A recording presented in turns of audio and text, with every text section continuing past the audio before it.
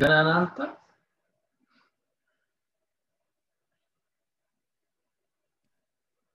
I can do.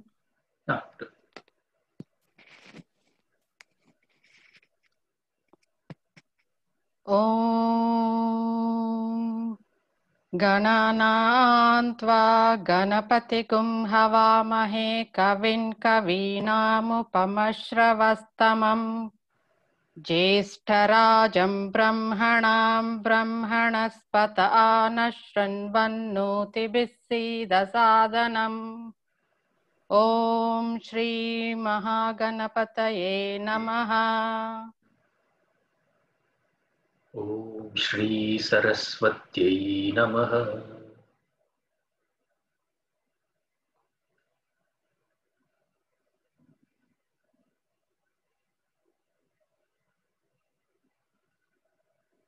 ओम नमः प्रणवार्थाय शुद्धज्ञानैकमूर्तये निर्मलाय प्रशान्ताय दक्षिणामूर्तये नमः।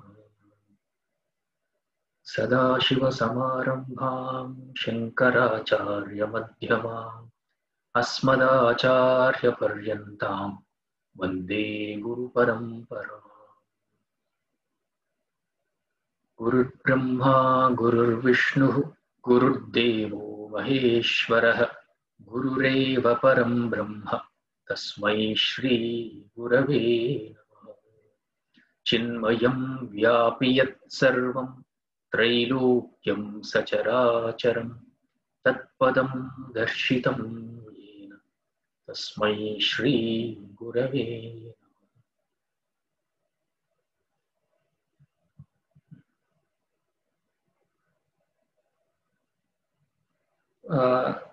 We'll chant once up to Sujani Machakara. We did, right? Urukhidigam Sujani Machakara. Yes, sir. Om Vishnonukam Viryani Pravochayya Parthivani Vimame Rajagumsiyo Askabhaya Duttaragam Sadhastham Vichakramanas Tredorugayo Vishnor-ratamasi Vishno Prishtamasi Vishno Shnaptresto Vishno Syurasi Vishno Druvamasi Vaishnavamasi Vishnavetva Tadasya Priyamabhipato Ashyam Naro Yatra Devayaho Vadanti Urukramasya Sahi Bandhuritta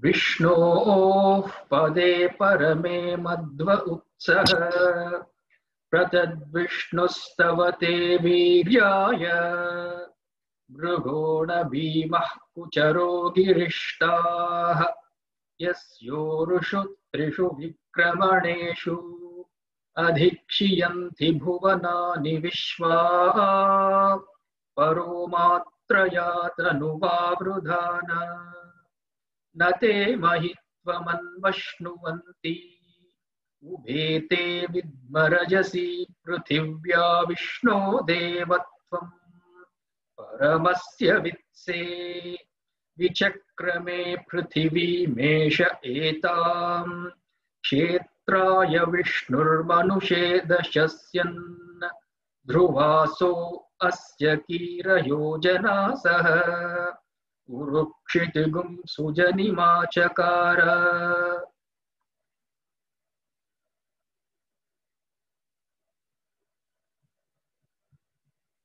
Hari Om. Hari Om, Sanskrit.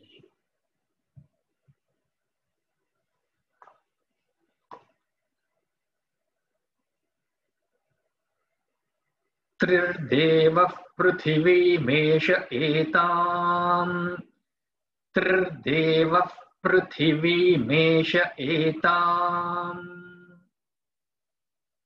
त्रिर्देवः पृथिवीमेष एताम् विचक्रमेश तर्चसं महित्वा विचक्रमेश तर्चसं महित्वा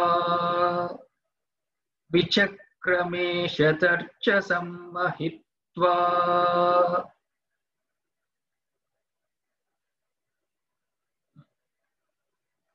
Ash do it. तिर्देव पृथिवीमेष एताम् विचक्रमेश तर्चसं महित्वा तिर्देव पृथिवीमेष एताम् विचक्रमेश तर्चसं महित्वा. When you're saying trir, Trir. trir, Okay. trir, TRIR, THRIR, if you want. Trir, yeah. Okay.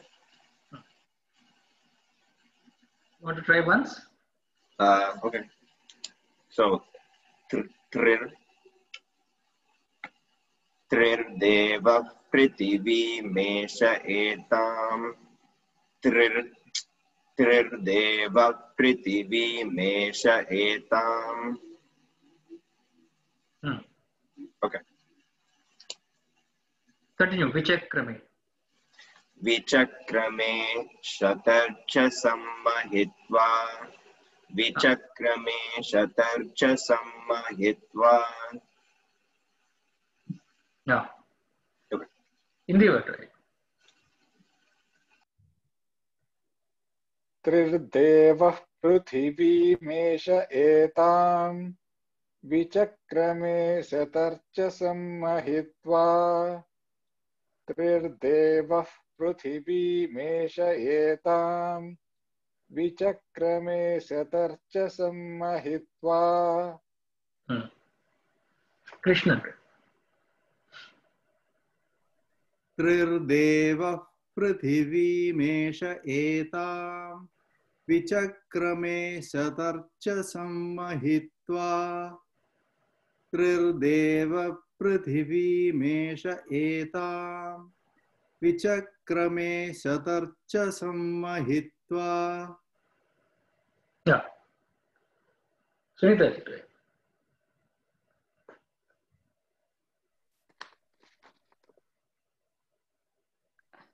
त्रिर्देवः पृथिवीमेष एताम् विचक्रमे शतर्चसं महित्वा त्रिर्देवः पृथिवीमेष एताम् विचक्रमे शतर्चसं महित्वा. Shanti. त्रिर्देवः पृथिवीमेष एताम् विचक्रमे शतर्चसं महित्वा त्रिर्देवः पृथिवीमेष एताम् विचक्रमे शतर्चसं महित्वा. Shatarchasam, right? You're getting that? Shankara. Shatarchasam mahit. Trirdeva. Trirdeva. Pravina ji, try. त्रिर्देव पृथिवीमेष एताम् विचक्रमे शतर्चसं महित्वा त्रिर्देव पृथिवीमेष एताम् विचक्रमे शतर्चसं महित्वा. So this three means three, thrice. The three added to Vichakrame. He measured it thrice. This Deva is Vishnu. Trideva. So means Trideva means not three Devas here. Three take it to Vichakrame, and this Deva, Prithivim, this Asia, this earth, he has measured this shatarchasam means this movement of this 100 shatarchas, a 100-fold movement called this earth. Vichakram means measure. Measuring with his footsteps. Chakrame, that action is there with his footsteps. Krama means footstep. Vichakrame is measuring with his footsteps. This Deva, this Vishnu, Bhagavan, thrice, Trihi. Shatarchasam, this 100-fold movement, Shatarchasam, Mahitva, with his power, with his glory.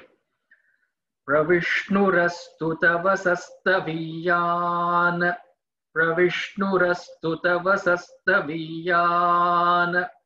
Tveshaghyastavirasya nama. Tveshaghyastavirasya nama. Pravishhnurastu tavasastaviyan. Tveshaghyastavirasya nama. Tveshaghyastavirasya nama. Tveshaghyastavirasya nama. Pravishnurastu tavasastaviyan. Tveshaghyastavirasya nama.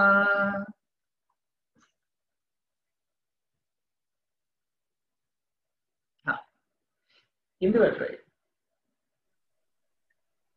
Pravishnurastu tavasastaviyan. Tveshaghyastavirasya nama. Tveshaghyastavirasya. Yasya. Tveshaghyastavirasya. Okay. Pravishnurastu tavasastaviyan. Tavasastaviyan. Ta anudatta, sa anudatta. Right? You got that right? Is that there? Yeah. Correct? Yeah, it is there. Yeah. Pravishnurastu tavasastaviyan. Tveshaghyastavirasya nama. Pravishnurastu tavasastaviyan. Tveshaghyastavirasya nama. Tveshaghyastavirasya nama. Tveshaghyastavirasya nama. Take your time. After the sya anudatta, take your little bit of a holding also is there because after anudatta sya, there is a sta, sa and ta. So take your time there. Immediately you don't have to catch hold of that sta. Okay. Tveshaghyastavirasya nama. Tveshaghyastavirasya nama. And tavasastaviyan, there also is ending that sentence is ending abruptly. That na don't have to end. You can take. Okay. Pravishnurastu tavasastaviyan. Pravishnurastu tavasastaviyan. Ashish, right? Pravishnurastu tavasastaviyan. Pravishnurastu tavasastaviyan. Tveshaghyastavirasya nama. Tveshaghyastavirasya. That two double ga is there, right?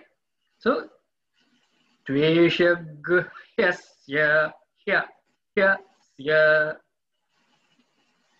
Tveshaghyastavirasya. Okay. Tveshaghyastavirasya.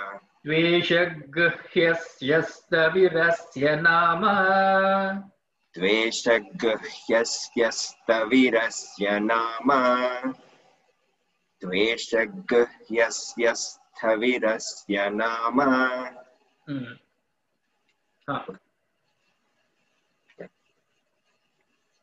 Krishnan.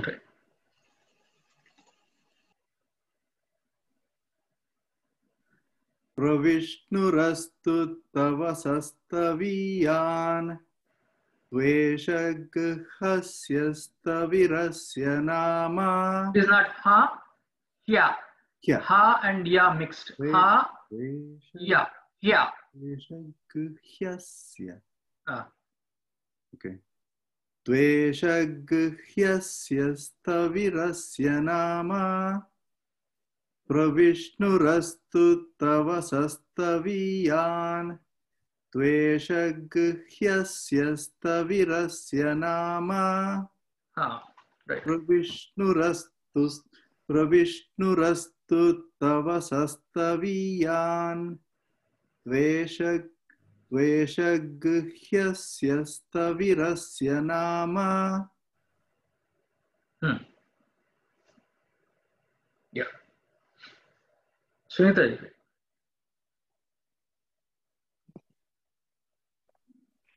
प्रविष्णुरस्तु तव सस्तवीयान् प्रविष्णुरस्तु तव सस्तवीयान् प्रविष्णुरस्तु तव सस्तवीयान् प्रविष्णुरस्तु तव सस्तवीयान्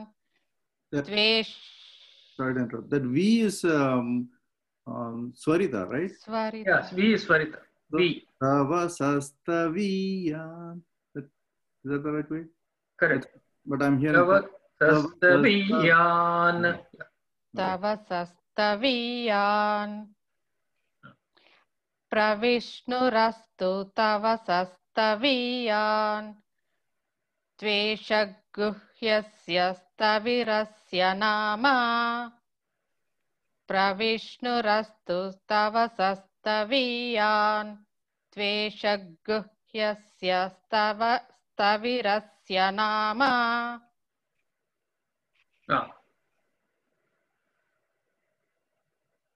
Shanti.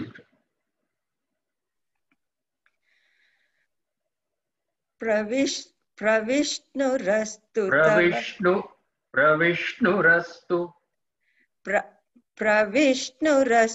tava. Emphasizing V. Pravishnurastu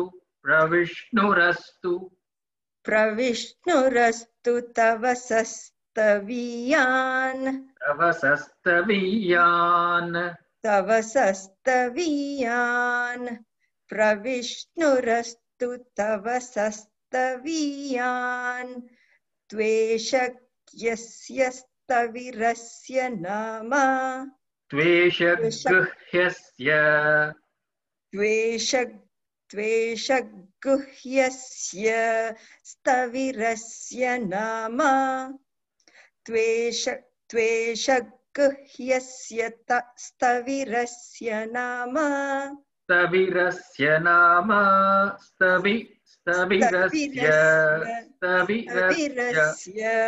Stavirasya nama. Tveshaguhyasya stavirasya nama.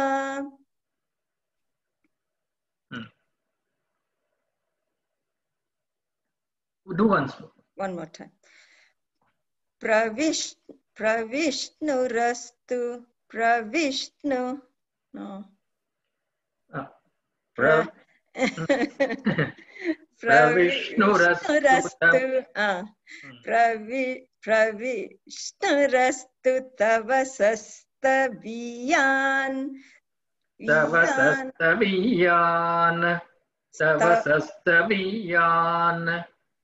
sastaviyan. Pravishnurastu tava sastaviyan. Tveshagyasta staviras. Tveshaguhyasya त्वेषगह्यस्य स्थविरस्य नाम स्थविरस्य नाम स्थविरस्य नाम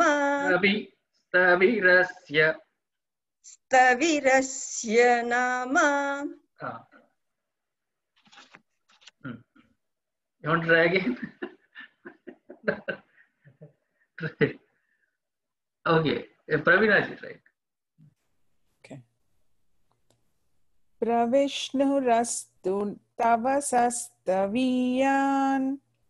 Tavasastaviyan. Tavasastaviyan. Pravishnu-rastu tavasastaviyan. Tavasastaviyan. Tasa. Hold on. Tavasastaviyan. Tavasastaviyan. Tavasastaviyan. Pravishnu-rastu tavasastaviyan. Tveshaguhyasya stavirasya nama. Tveshaguhyasya stavirasya nama.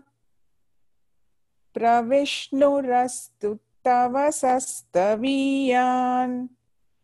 Tveshaguhyasya stavirasya nama. The last one we moved on fast, but this one took a little longer. Was it difficult? This one easy, right? Tveshaguhyasya. Easier. Tveshaguhyasya. Maybe because of that Anudatta, Tavasasta, and Tveshaguhyasya. It is a tongue twister. Yeah. Right. So Stavirasya Nama, his name is so glorious. Vishnu, that Nama, Vishnu Namam is so Stavirasya, very big. Because of the actions that he has done, his name has become very glorious. Tvesham. He means indeed. Tveshag. Yeah. Asya, this name, Stavirasya Nama. Pra Vishnu Rastu. Pra Astu, may it be Pra Vishnu, that Nama. Pra Astu, may shine brilliantly. May it be glorious. Pra Astu, may it be. Astu means may it be, right? Pra, may it be glorious, brilliant, shine. Ato deva avantu no yato Vishnur vichakrame. Ato deva avantu no yato Vishnur vichakrame. Ato deva avantu no yato Vishnur vichakrame. After Ato, little bit of a pause, and Deva also little bit of a pause. Ato Deva avantu no yato Vishnur vichakrame.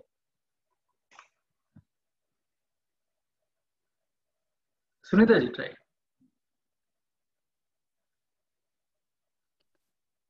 Ato deva avantu no yato Vishnurvichakrame. Ato deva avantu no yato Vishnurvichakrame.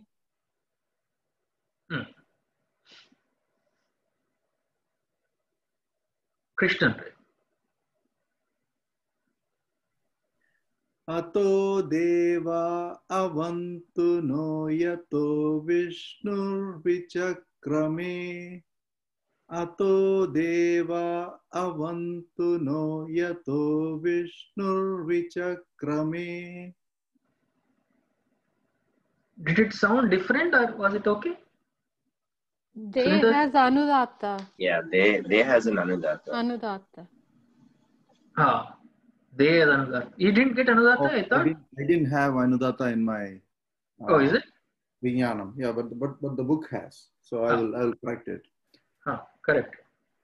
So I had only and also Kra also has Anudatta. Kra also has Anudatta. Right. Yeah, Kra has Anudatta. Yeah. I'll try. Ato deva avantu no yato vishnur vichakrame. Ato deva avantu no yato vishnur vichakrame. Right. So see how everybody is getting so far. Sunita ji now is easily finding out. Even Anudattas.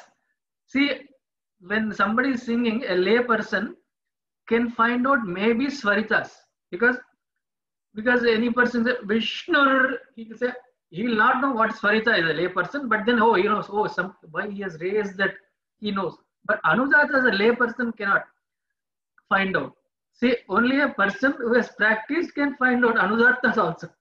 Actually, I learned from Krishnanji only. Okay. So you're secretly learning from me. Okay. Secret. Not secretly, but how you are pointing it, just I'm watching it, I'm noticing it. That's Okay. He is only Ekalavya Sishya. Yeah. Okay, good progress. Ashish, right. Ato deva avantu no yato vishnur vichakrame. Ato deva avantu no yato vishnur vichakrame. Better if you give a pause after deva and then pause. So, okay.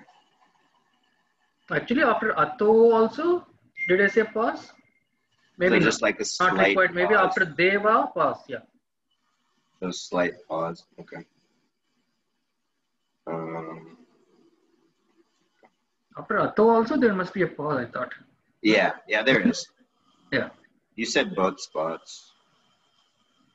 Okay, so Ato deva avantu no yato vishnur vichakrame.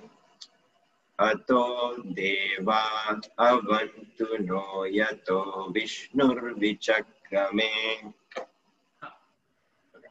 Indeed. Ato deva avantu no yato vishnur vichakrame. Ato deva avantu no yato vishnur vichakrame. But it has to be smooth. Ato, I mean, it was good, but let it go smoothly. A little bit of a gap, gap in the sense. Okay, try it again. Yeah. Ato deva avantu no yato vishnur vichakrame. Right.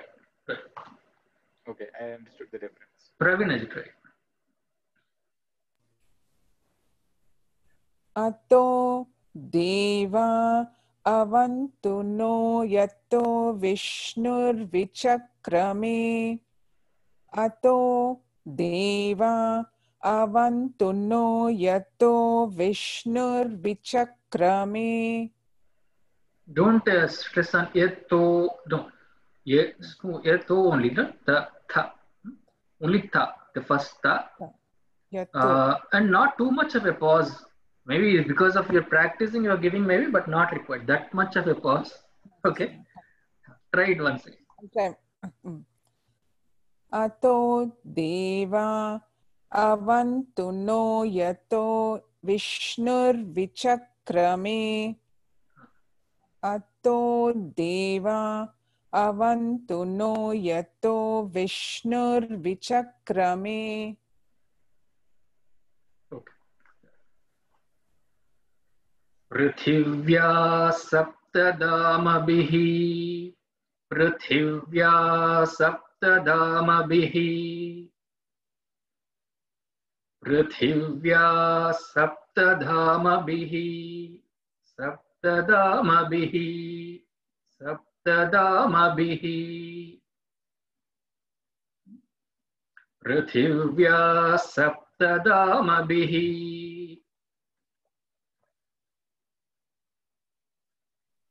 So I have Ma as the Swarita. Yeah, right, correct. Ma is Swarita. Not Dha. Saptadhamabhihi. Saptadhamabhihi. Saptadhamabhihi. Correct. Right. Prithivya Saptadhamabhihi.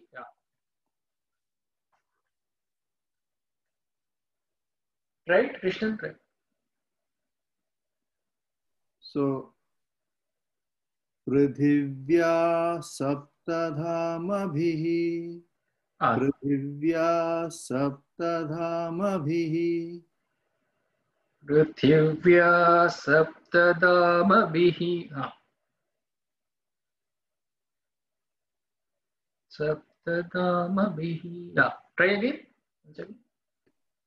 Prithivya Saptadhamabhihi. Prithivya. Is that right? That's how. Continue. Continue. Prithivya Saptadhamabhihi. Prithivya Saptadhamabhihi. Right. In the word, right?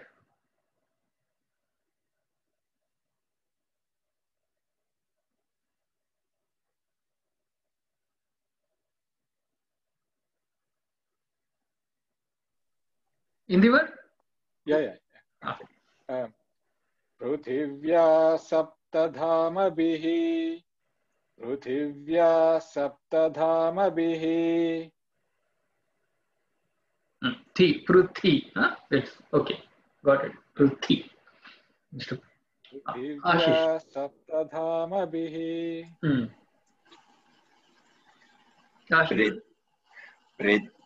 Prithivya Saptadhamabhihi.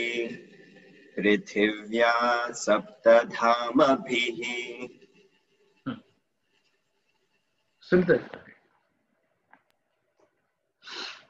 Prithivya Saptadhamabhihi. Prithivya Saptadhamabhihi. Shanti.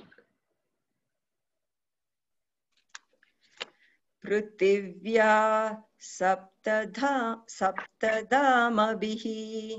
पृथिव्या सप्तधामभिः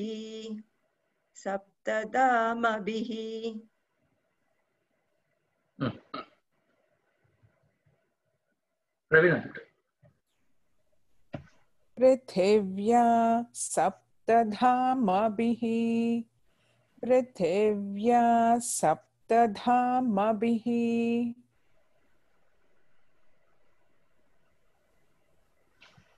Was it right? Okay, right?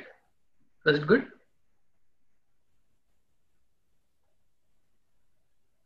Great.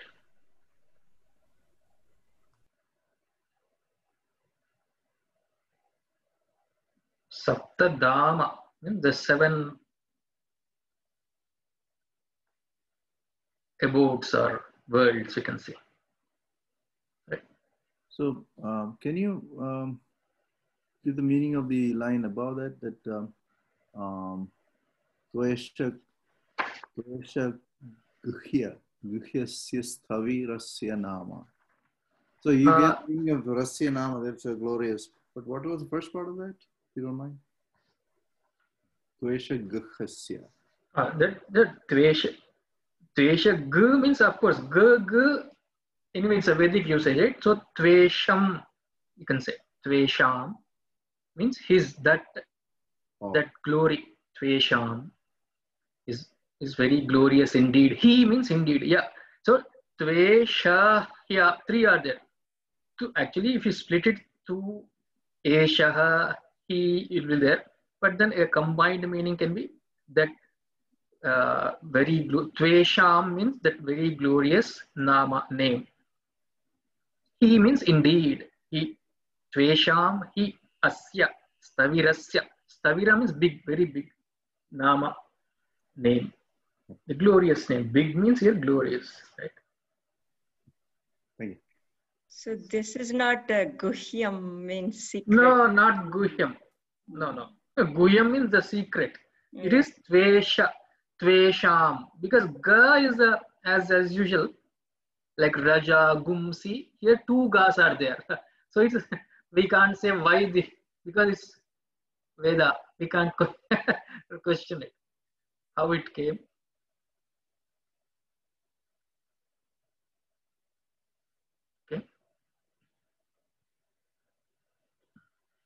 Okay, everybody. Ato deva avantuno yato vishnur vichakrame.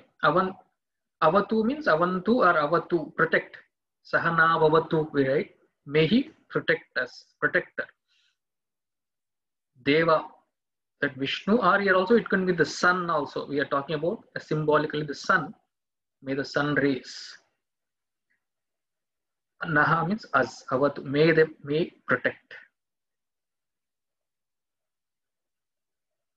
Vichakrame. Those Vishnur Vichakrame. That land which has been covered with his 3 footsteps. May he protect us. That word.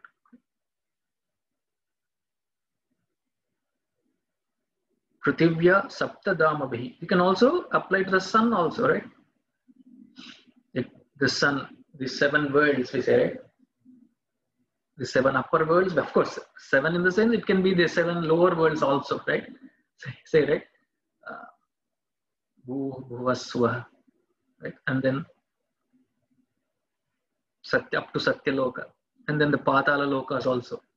Tala, Atala, Vitala, Sutala, Tala, Atala. All those 14 lokas they say, right? So instead of 14, this is 7, fine. Okay. It's all covered by him. And may he protect these worlds. Avantuno. Okay. Who else has to do? All did this up to Dhamma Bihi, right? Everybody did, right? Yes. Idam Vishnur Vichakrame Tredha Nidadhe Padam. Idam Vishnur Vichakrame Tredha Nidade Padam. Padam Saddha only. Padam. Idam Vishnur Vichakrame Tredha Nidadhe Padam.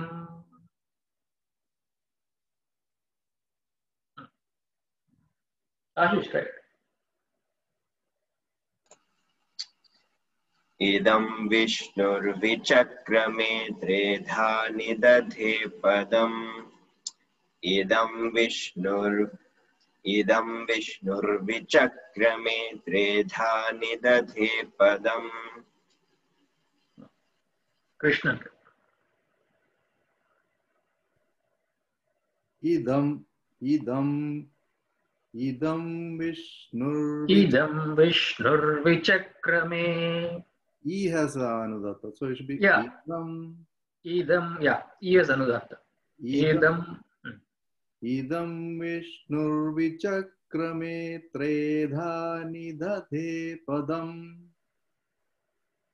Idam Vishnur Vichakrame Tredha Nidadhe Padam. In the word, Idam Vishnur Vichakrame Tredha Nidadhe Padam. Idam Vishnur Vichakrame Tredha Nidadhe Padam.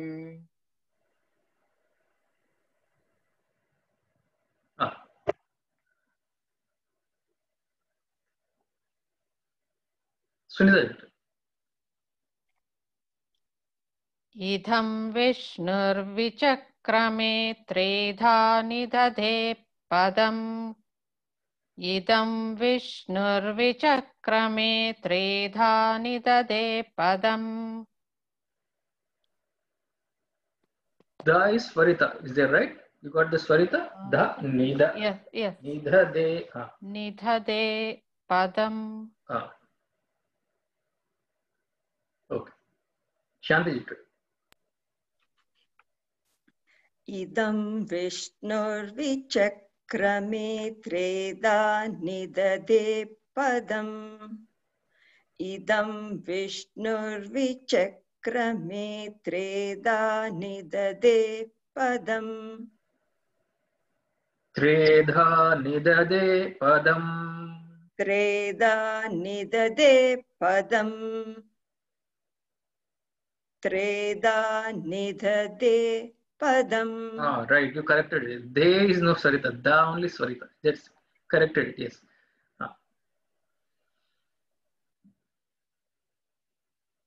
Pravinaji, right.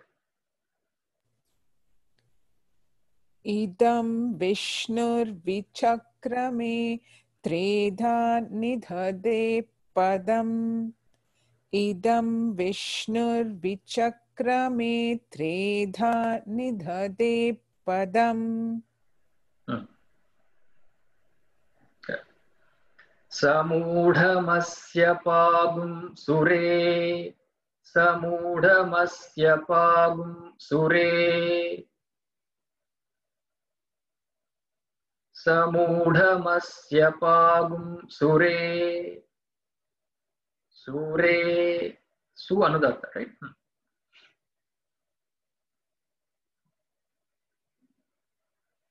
In the word, right? Samudhamasya pagum sure. Samudhamasya pagum sure. Yeah. That mu has Swarita. Yeah, that's what I was going to say. So it should be Samudhamasya.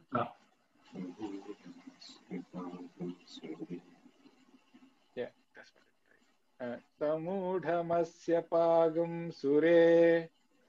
Samudhamasya pa. Is it? Did I put it on sa? No. I think you got it right. You got it Mu right. is correct. That is mu is only correct. Yeah. Yeah. Okay. It's on mu.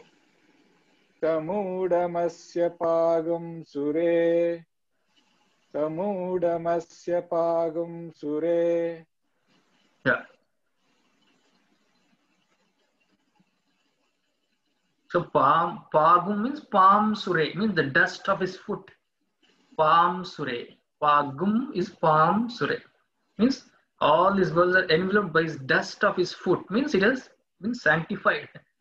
Actually, as though sanctified. Dust means sanctified by his enveloping by his 3 feet. 3 steps rather, not 3 feet. 3 steps of his feet. Sunita, right?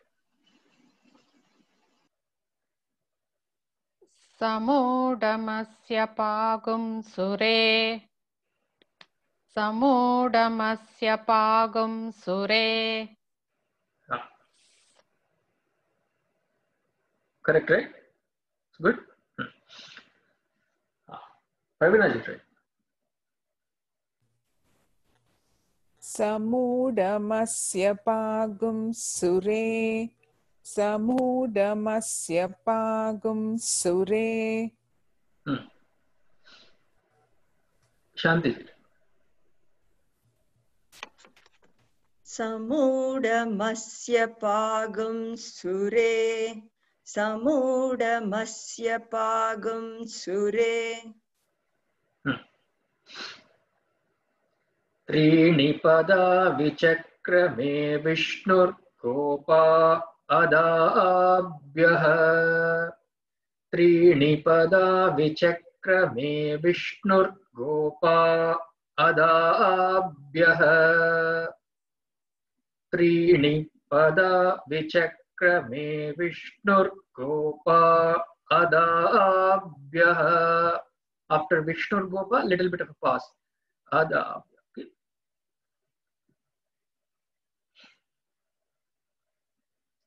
Krishnan, right? Trini pada vichakrame Vishnu gopa adabhyah. Trini pada vichakrame Vishnu gopa adabhyah. Pada, pa is anudatta. Yeah. Right? You got that. Pada. Pada. Right? Pa Yeah. is Anudatta. Ni is Swarita. Ni is Swarita, right? Ani is Swarita, right?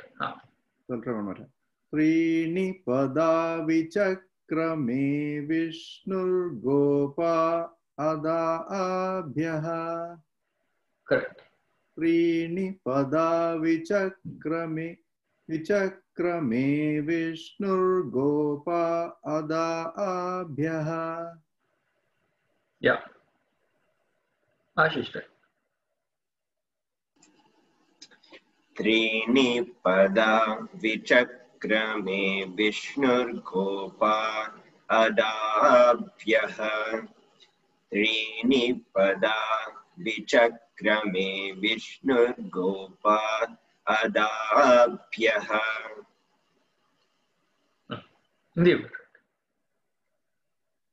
त्रीणि पदा विचक्रमे विष्णुर्गोपा अदाभ्यः त्रीणि पदा विचक्रमे विष्णुर्गोपा अदाभ्यः. Yeah. Sunita. त्रीणि पदा विचक्रमे विष्णुर्गोपा अदाभ्यः त्रीणि पदा Ani is Swarita. त्रीणि पदा विचक्रमे विष्णुर्गोपा अदाभ्यः त्रीणि पदा विचक्रमे विष्णुर्गोपा अदाभ्यः. Shanti. त्रीणि पदा विचक्रमे विष्णुर्गोपा अदाभ्यः त्रीणि पदा विचक्रमे विष्णुर्गोपा अदाभ्यः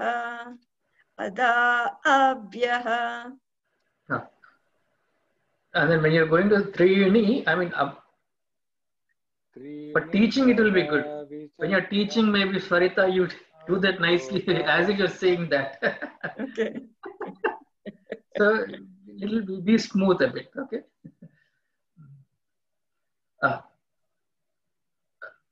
Praveen.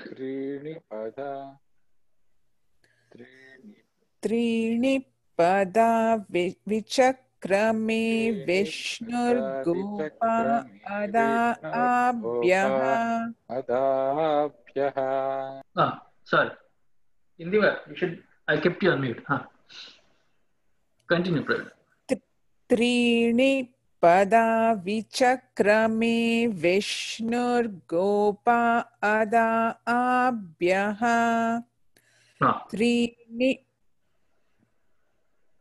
त्रीणि पदा विचक्रमे विष्णुर्गोपा अदाभ्यः. Right. Gopam, protector. Because he, as though is protecting the entire world with his, when he has covered this Trini pada, with his 3 steps he has covered, right? Vichakrame, and he is protecting.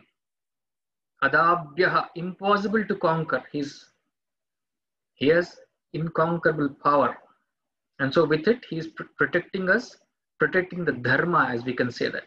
Okay. Gopa means protector. Tato dharmani dharayan. Tato dharmani dharayan. Vishnoh karmani pashyata yato vratani paspashe. Vishnoh karmani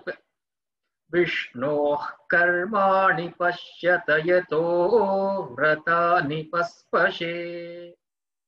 Tato dharmani dharayan.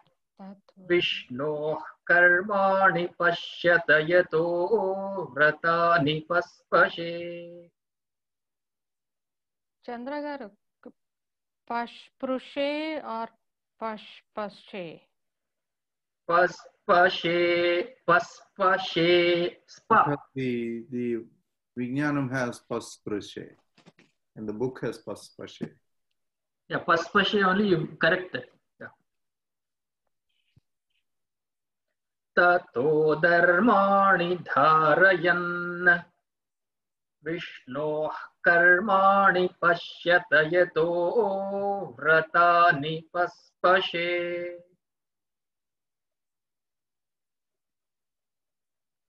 Oh, Ashish tried. Tato dharmani dharayan Vishnoh karmani pashyata yato vratani paspashe. Tato dharmani dharayan Vishnoh karmani pashyata yato vratani paspashe. Tato dharmani dharayan Vishnoh ka. That jihva mulya, because right, because ka is there after visarga. Vishnoh karmani pashyata yato vratani paspashe. Do it once. Tato dharmani dharayan. Book has a swarita after the N in Dharayan. Which one? So in Dharayan, after the N. Yeah, na as swarita. Dharayan. Okay. Okay. Tato dharmani dharayan Vishnoh karmani pashyata yato vratani paspashe. Tato dharmani dharayan Vishnoh karmani pashyata yato vratani paspashe. Vratani paspashe. Vratani paspashe. There's also swarita there. Yeah. Yeah, vratani. Yeah, ni swarita. Right. Vratani. Yeah. Vratani paspashe. Vratani paspashe. Vratani paspashe. Yeah. In pashpashe, which one has anudatta, Chandraji? Spa is anudatta. Middle. Is it Second pa. pa? Pa is anudatta.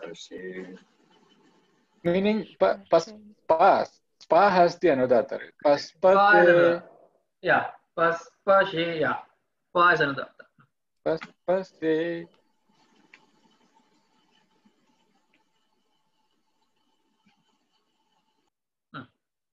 Krishnan.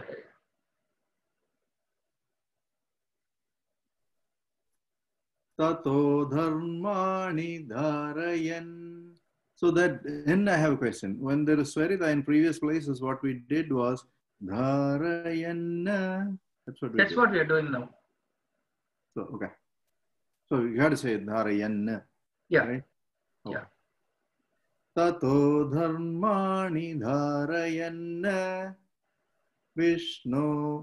Vishnu karmani pashyata yato vratani paspashe. Vishnu karmani pashyata yato vratani paspashe.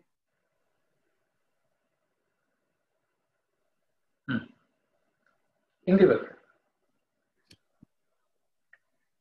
Tato dharmani dharayan Vishnoh karmani pashyata yato vratani paspase.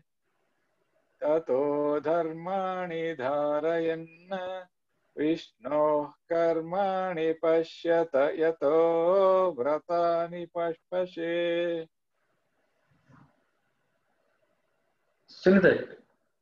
It is very rare that we have Swarita on n type of thing, right? So it is kind of hard to just leave it there like that. Dharayan, right. It is going like that sometimes. Tato dharmani dharayan.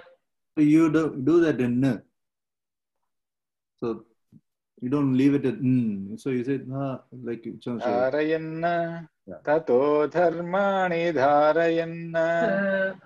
Dharayan. Yeah. Okay. Dharayan. Right. Okay. I think we got something similar in Purusha Suktam too, right, Chandraji? Yeah. Which one? You remember? Like I don't remember, but like we did like similar way, Dharayan something. Right. But I don't remember which one. Tato dharmani dharayan Vishnu karmani pashyata yato vratani pashpashe. Paspashe. Paspashe. Pashpashe. Pashpashe. No, is it pa, sa. Saraswati sa only. Paspashe. No. Paspashe. Paspashe. Yeah. Tato dharmani dharayan Vishnu karmani pashyata yato vratani paspashe. Again do it again.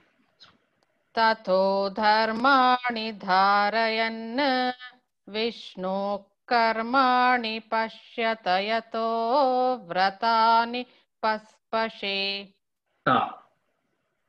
Paspashe means created. He has created these Vedic rituals. Vratani, vratani paspashe. Means yagnas he has given us for our prosperity and all. They are saying. Okay. Shanti.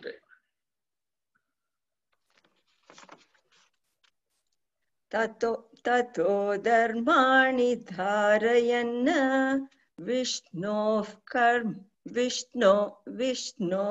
karmani pashyata yato vratani paspashe.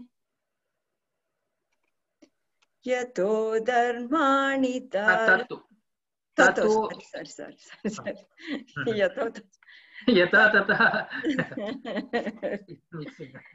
Tato dharmani dharayan Vishnu karmani pashyata yato vratani paspashe. Close, yeah. Ravina. Tato dharmani dharayan Vishnu karmani pashyata yato vratani paspashe. Tato dharmani dharayan Vishnu karmani pashyata yato vratani paspashe. Pashyata yato means look at those great exploits, the great works he has done, great things. Pashyata, see, look. You're saying. Look at those great exploits of Vishnu. Indrasya yujyasaka.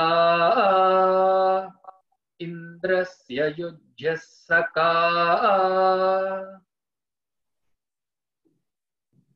Simple. Last. Okay. Ashish, do it. Indrasya yujyasaka. Indrasya yujyasaka. Yeah, nice. That ka is, yes, you are right. Is a Mahaprana. Yes, you did good. Krishna. Indrasya yujya sakha. Indrasya yujya sakha. Indiva. Indrasya yujya sakha.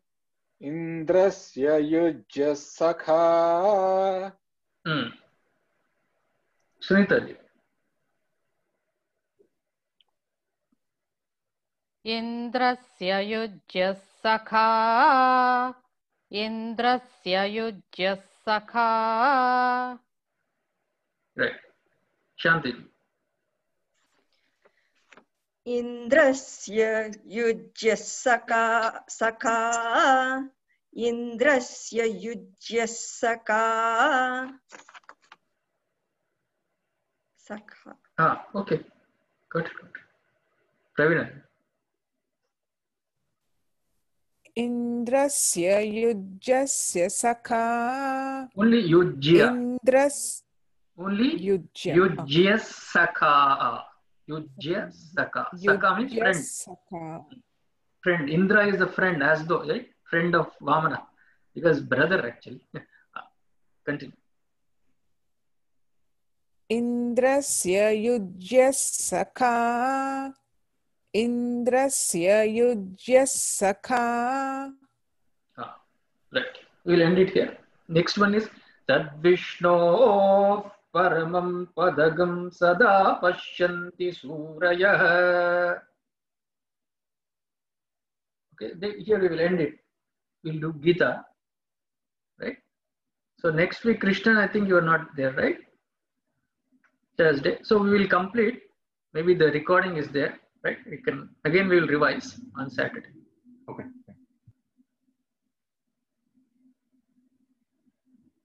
Okay. Hari Om Tat Sat. You are staying, Krishna? Or? No, I got to leave, Chandrasekhar. Thank you. Okay.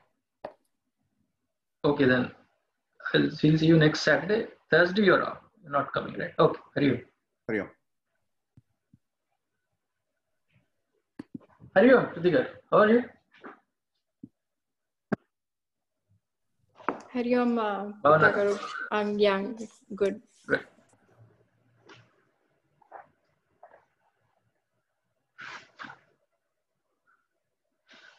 We did 4, right?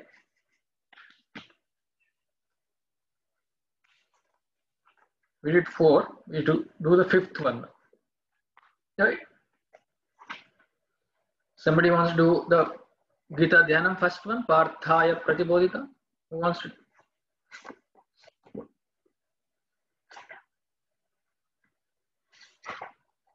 Anybody can do it? Ashish, do you know Gita Dhyanam? Yeah, I can't find it here, but I think I know it. Okay.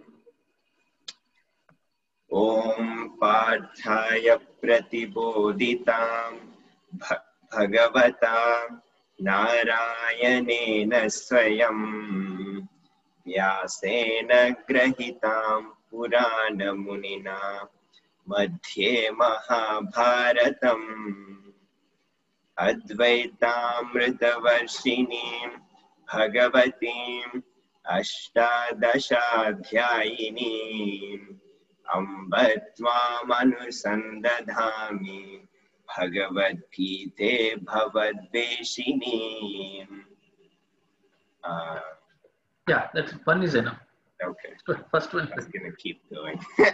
The next one will Namostute Vyasa Vishala Buddhi Pullaravinda Yatapatra Netra Tvaya Bharata Kaila Purna Rajvalito Jnanamaya Pradeepa. First 4, just we'll do a revision. Just quickly we can chant. First 4, Shruti Garu, you can listen first and then see how, if it is easy, then you can learn. Otherwise, we'll go through it later. Sure. Om Shri Paramatmane Namaha. अथ द्वितीयोऽध्यायः सांख्ययोगः। संजय उवाच तन्तथा कृपयाविष्टम् अश्रुपूर्णाकुलेक्षणम् विषीदन्तमिदं वाक्यम् उवाच मधुसूदनः। श्रीभगवानुवाच कुतस्त्वाकश्मलमिदं विषमे समुपस्थितम् अनार्यजुष्टमस्वर्ग्यम् अकीर्तिकरमर्जुन। क्लैब्यं मास्मगमः पार्थ नैतत्त्वय्युपपद्यते। क्षुद्रं हृदय दौर्बल्यं त्यक्त्वोत्तिष्ठ परन्तप। अर्जुन उवाच कथं भीष्ममहं संख्ये द्रोणं च मधुसूदन। इषुभिः प्रतियोत्स्यामि पूजार्हावरिसूदन।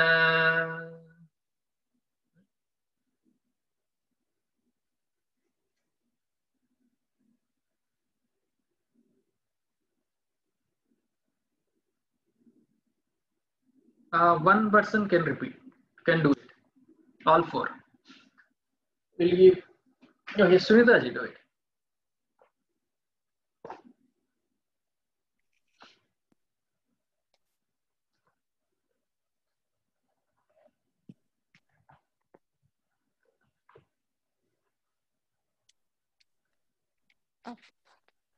ॐ श्री परमात्मने नमः।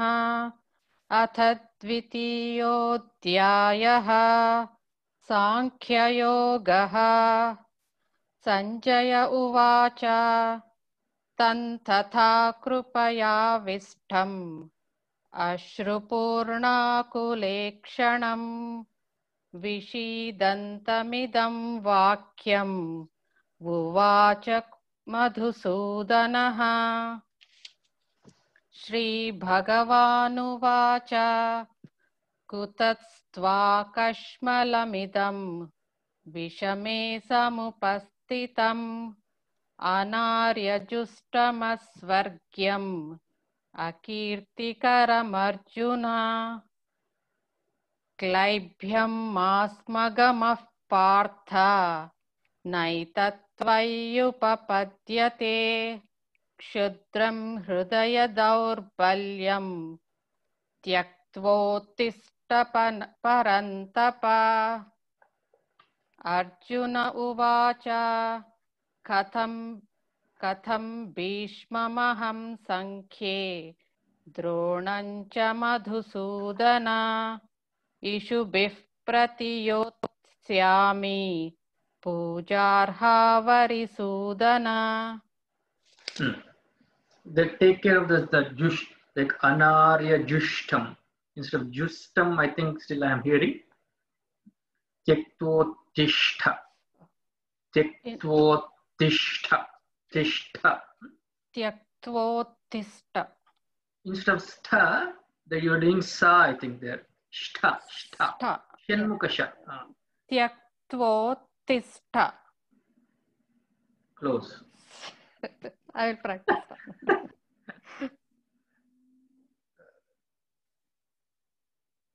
Same thing, like vishidantam asha ravali shanmukasha. Vishame vastundi kada atla vishame anarya jushta tyaktvottishta. Yes. Okay.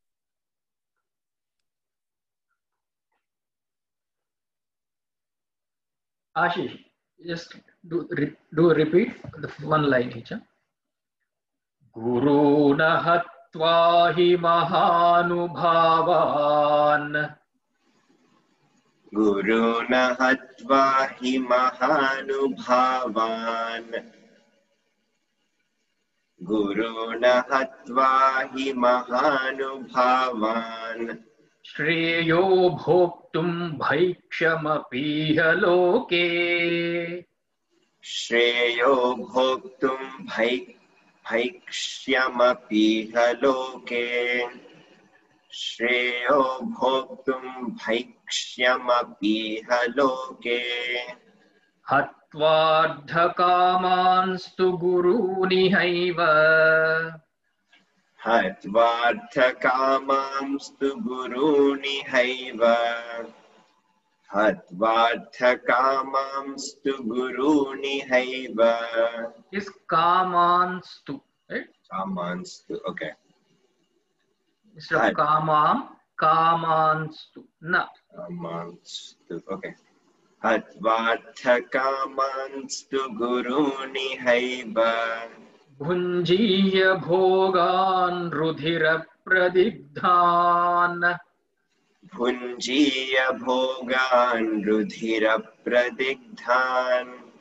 Bhunjiya bhogan rudhira pradigdhan.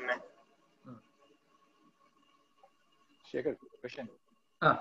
So, is it Guruni Haiva or Guruni Haiva? Guruna hatva. No, second one. Hatvartha kamanstu Guruni Haiva or Guruni Haiva. So, Hatvardha kamanstu gurunihaiva. Gurunihaiva. So, there is Dirgham for Ra. Right. Guruni. Yeah. Oh, okay. So, in the print, I have Guruni Haiva. Guruni. Guruni. Guru. Guru. Gu, there is no dirgham, right? Guru. Right. Yeah, Gu is not there, but Ru. Ah, okay. Do it. Endeavor, try. Guru nahatva hi mahanubhavan Shreyo bhoktum bhaikshamapiha loke. Hatvartha kamanstu guruni haiva. Bunjiya bhoga rudhira pradigdhan. Guru nahatva hi mahanubhavan Shreyo bhoktum bhaikshamapiha loke. Hatvartha kamanstu guruni haiva. Bunjiya bhoga narudhira pradigdhan. Bhunjiya bhogan rudhira pradigdhan. Bhunjiya bhogan rudhira pradigdhan. Ashish, did you do the whole thing once? Do the whole thing once.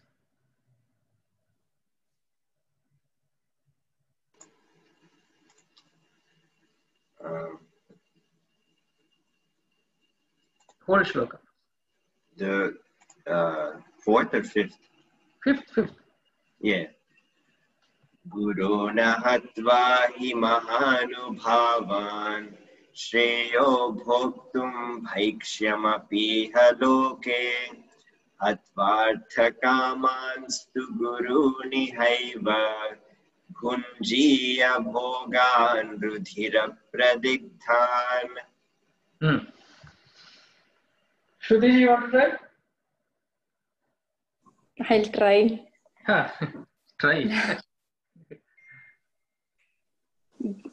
Guru nahatva hi mahanubhavan Shreyo bhoktum bhaikshyam piha loke. Bhaikshyamapiha loke. Bhaikshyamapiha loke. Hatvartha kamanstu guruni haiva. Bhunjiya bhogan rudhira pradigdhan. Again, once more. गुरून् हत्वा हि महानुभावान् श्रेयो भोक्तुं वैक्ष्यमपीह Again, do the Shreyo Bhoktum. Do that line again. श्रेयो भोक्तुं भैक्ष्यमपीह लोके. It is Bhaikshya. Bhaikshya. Ka Shya. Shya. Bhaiksham. Bhaiksham means Bhiksham actually. Bhiksha. Okay. Bhaiksham. Bhaikshamapiha. Instead of Bhiksham, you are saying Bhaiksham. Okay. Shreyo bhoktum bhakshamapiha loke hatvartha kamanstu gurini haiva.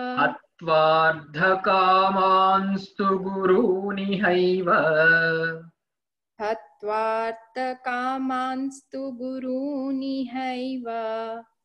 Bunjiya bhogan rudhira pradigdan. Yeah. Pravina ji. Guruna hatva hi mahanubhavan shreyo bhoktum bhaikshyamapi haloke hatvarta kamanstu guruni haiva bhunjiya bhogan rudhira pradigdhan. Guruna hatva hi mahanubhavan shreyo bhoktum bhaikshyamapi haloke hatvarta kamanstu guruni haiva bhunjiya bhogan rudhira pradigdhan. The syllables were correct, but the tune can be improved. Syllables are perfect, yeah. Srinidhar, because it's Gita chanting, we can have nice tune here. Unlike Vedic chanting, tune there we can't play with tune. You can put some nice tune melody. You can put. Srinidhar. Guru nahatva hi mahanubhavan shreyo bhoktum bhaikshyamapi haloke hatvartha kamanstu guruni haiva bhunjiya bhogan rudhira pradigdan. Guru nahatva hi mahanubhavan shreyo bhoktum bhaikshyamapi haloke hatvartha kamanstu guruni haiva bhunjiya bhogan rudhira pradigdan. Shanti. Guruna hatva hi mahanubhavan shreyo bhoktum vaikshamapi haloke hatvartha kamanstu guruni haiva bunjiya bhogan rudhira pradigdhan. Guruna hatva hi mahanubhavan shreyo bhoktum bhaikshyamapi haloke hatvartha kamanstu guruni haiva bunjiya bhogan rudhira pradigdhan.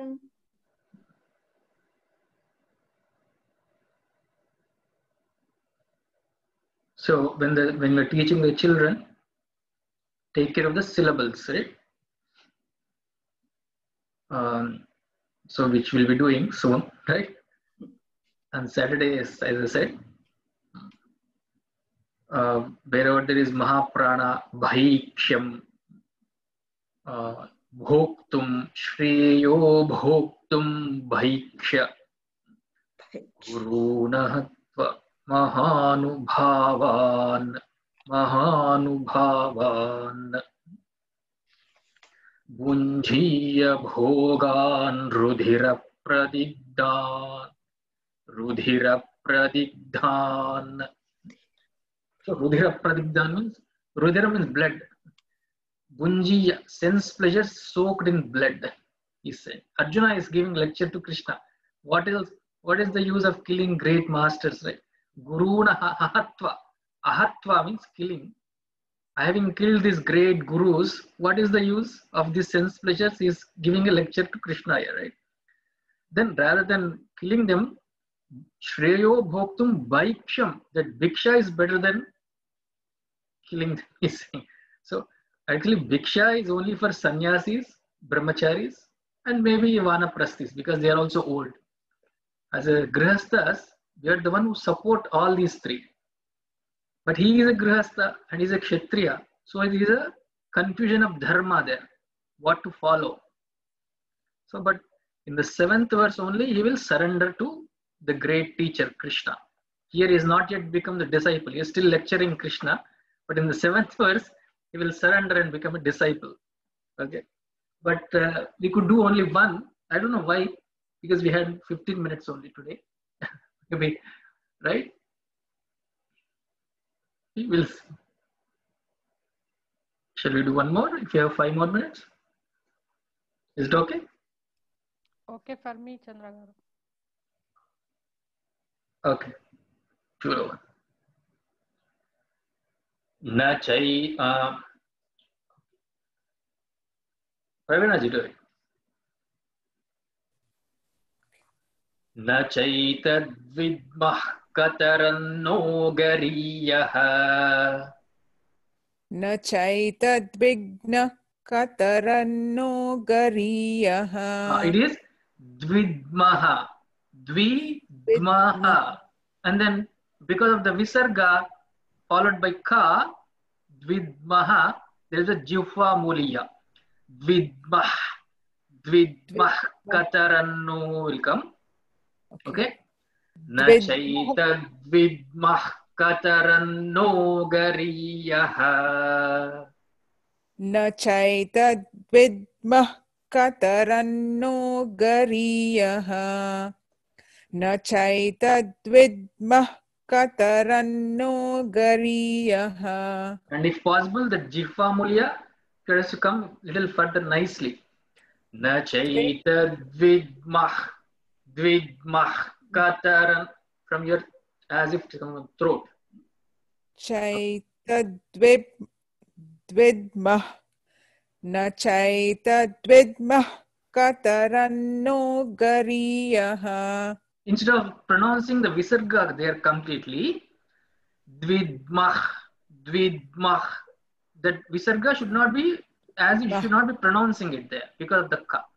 So instead of that, the jihva mulya has to take over. Dvidmah. Dvidmah. Nachaitad dvidmah kataranno gariyah. Yadva jayema yadivano jayeyuhu. Yadva jayema yadivano jayeyuhu. Yadva jayema yadivano jayeyuhu. Yadva jayema yadivano jayeyuhu. Yadivano jayeyuhu. Yadivano jayeyuhu. Yadivano jayeyuhu. Yadva jayema yadivano jayeyuhu. Yadva jayema yadivano jayeyuhu. Yadva jayema yadivano jayeyuhu. You don't have to give so much of a pause after jayema. Okay. Okay. Yadva jayema yadivano jayeyuhu. I just gave a pause again. It's okay. It's okay. That little pause also fine because of the word, I think, jayema. यद्वाजयेम यदि वा नो जयेयुः यानेव हत्वा न जिजीविषामः यानेव हत्वा न जिजीविषामः यानेव हत्वा न जिजीविषामः तेव स्थिताः प्रमुखे धार्तराष्ट्राः तेव स्थिताः प्रमुखे after taha there is a pa the jihva upadmaniya tevastita fa should come tevastita pramukhe dhartarashtraha tevastita pramukhe dhartarashtraha tevastita pramukhe dhartarashtraha. Want to do the whole thing? Na chaita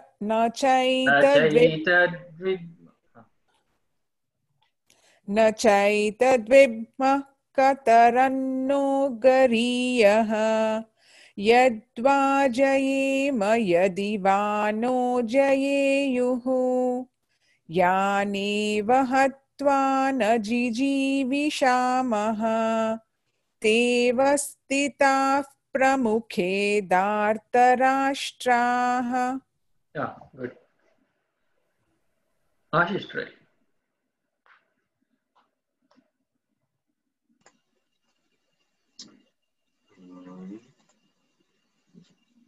न चैतद्विद्मः कतरन्नो गरीयः यद्वा जयेम यदि वा नो जयेयुः यानेव हत्वा न जिजीविषामः देवस्थिताः प्रमुखे धार्तराष्ट्राः.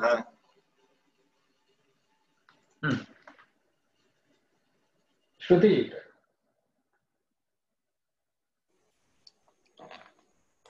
न चैतद्विग्मः कतरन्नो गरीयः यद्वा जयेम यदि वा नो जयेयुः यानेव हत्वा न जिजीविषामः तेवस्थिताः प्रमुखे धार्तराष्ट्रः. धार्तराष्ट्राः.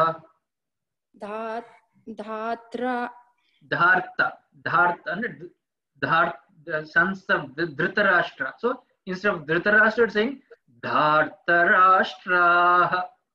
Dhartarashtraha. Try once again.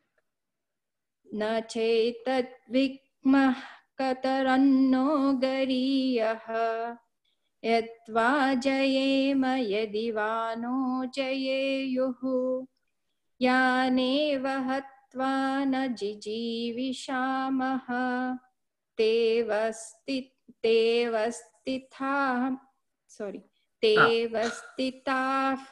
pramukhe dhatrashtraha. Instead of tevastitaha, there that upadmanya fa should come. Tevastitah pramukhe dhartarashtraha. Do the last line once. Devastitah pramukhe dhartarashtraha. Dhartarashtraha. Dhartarashtraha. Dhartarashtraha. Dharta. Dhatra. Dharta. Dhatra. No. Dharta. That's it. Rata. Rat in the tavatu, right? Dharta. Dhatra. No ra. You should not pronounce Dharta. Dharta. Dhartarashtra. Rashtra. There at the end visarga is there. Pronounce it completely. Yeah. Devastitah pramukhe rashtaha. Now te vastita fa, that F sound should come because of the upadmaniya. Te vastita pramukhe. Te vastita pramukhe tartarashtaha. And it should not be, it should be go smoothly. It should not stop there. Te vastita pramukhe. That fa should be as though you are selling fa. Te vastita pramukhe tartarashtaha. Okay, listen, you will get it. In the word, right? Okay. Not much of a pause is required after tha. Te vastita. Pause is not required, but see, smoothly go to pramukhe. Like that. In the word, right? Na chaitad vidmah kataranno gariyah yadva jayema yadivano jayeyuhu yaneva hatva najijibishamaha te vastitah pramukhe dartarashtraha. Na chaitad vidmah kataranno gariyah yadva jayema yadivano jayeyuhu yaneva hatva najijibishamaha te vastitah pramukhe dartarashtraha. Sumita.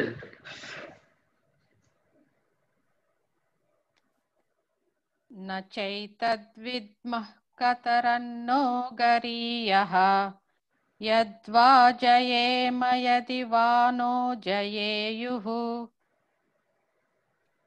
yaneva hatva najijivishamaha te vastitah pramukhe dartarashtraha. Na chaitad vidmah kataranno gariyah yadva jayema yadivano jayeyuhu yaneva hatva najijivishamaha te vastitah pramukhe dartarashtraha. Shanti.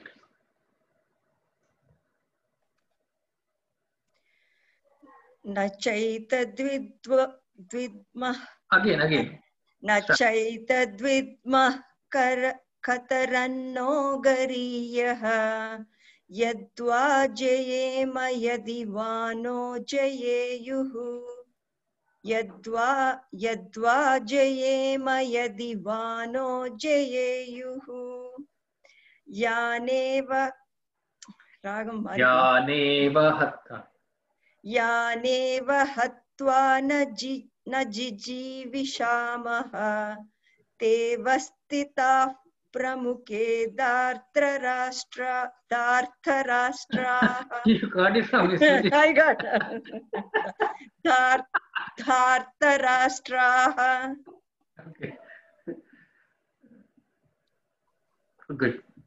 Na chaitad vidmah kataranno gariyah yadva jayema yadivano jayeyuhu yaneva hatva najijivishamaha te vastitah pramukhe dartarashtraha. Another tune, different tune you can use. Nice tunes.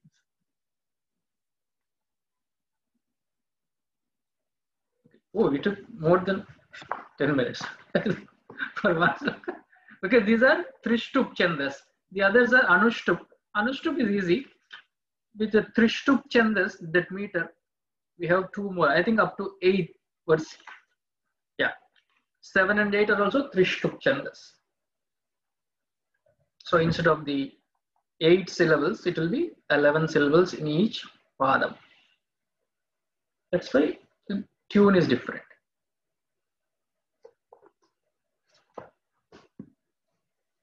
So we'll meet Thursday.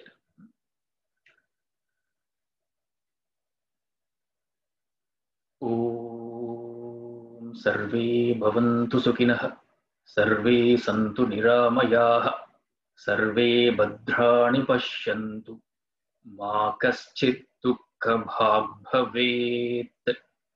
असतो मा सद्गमय, तमसो मा ज्योतिर्गमय, मृत्योर्मा अमृतंगमय। ओम पूर्णमदः पूर्णमिदं पूर्णात् पूर्णमुदच्यते, पूर्णस्य पूर्णमादाय पूर्णमेवावशिष्यते।